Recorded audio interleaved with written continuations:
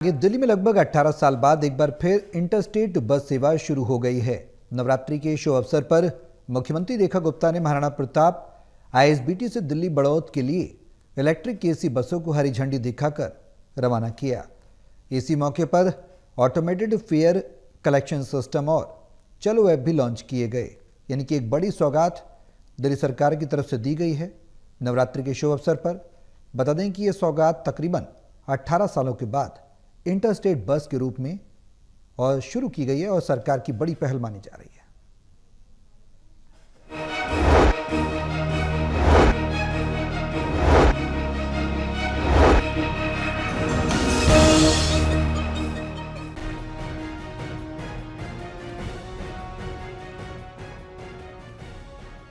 ये तस्वीरें दिल्ली की आईएसबीटी बस अड्डे की हैं। सीएम रेखा गुप्ता और परिवहन मंत्री पंकज सिंह ने इंटरस्टेट बस सेवा की शुरुआत की।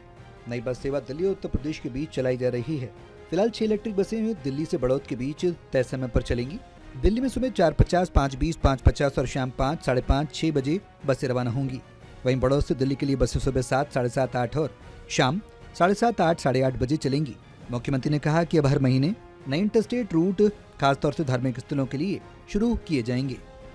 हमारा दिल्ली सरकार का लगातार उसमें हमें दिल्ली की जनता के हित के योजनाओं को शुरू करना है, कामों को शुरू करना है। 65,000 करोड़ के घाटे में चल रही डीटीसी के दोबारा सर्वाइवल के लिए और दिल्ली की जनता की सुविधाओं के लिए लगातार हम इन अपने परिवहन व्यवस्था में चेंजेस कर रहे हैं। इंटरस्टेट बसेस जो सालों से बंद पड़ी थी, जबकि हजारों लोग रोजाना अप डाउन करते हैं दिल्ली एनसीआर से और आते हैं दिल्ली में अपने रोजगार के लिए, काम के लिए, और हम उन्हें उस तरह की सुविधाएं दे नहीं पा रहे थे। आज दिल्ली बागपत के रूट पे ये इंटरस्टेट बसेस चलेंगी। सीएम रेखा गुप्ता ने कहा कि आज हम सिर्फ बसें और मशीनें नहीं बल्कि पारदर्शिता और जवाबदेही शुरू कर रहे हैं। अब हर यात्री का किराया सीधे डीटीसी के खाते में जाएगा। ये व्यवस्था घाटे को कम कर डीटीसी को मुनाफे मिलाएगी और जनता की समस्याओं का समाधान करेगी। हम दिल्ली से अन्य राज्यों को और विशेष रूप से जितने धार्मिक स्थल हमारे हैं, चाहे वो सालासर धाम है, खाटू जी है, वृंदावन है, हरिद्वार है, विशेष रूप से हम इन सारी जगह भी अपनी इन व्यवस्थाओं को करेंगे और जनता सीधा जुड़ पाएगी। ये लो फ्लोर एसी बसें जिसमें कैमरा भी है, पैनिक बटन भी है और शानदार बसेस ये हैं, इसमें उनको किसी भी वोल्वो बस से कम महसूस नहीं होगा।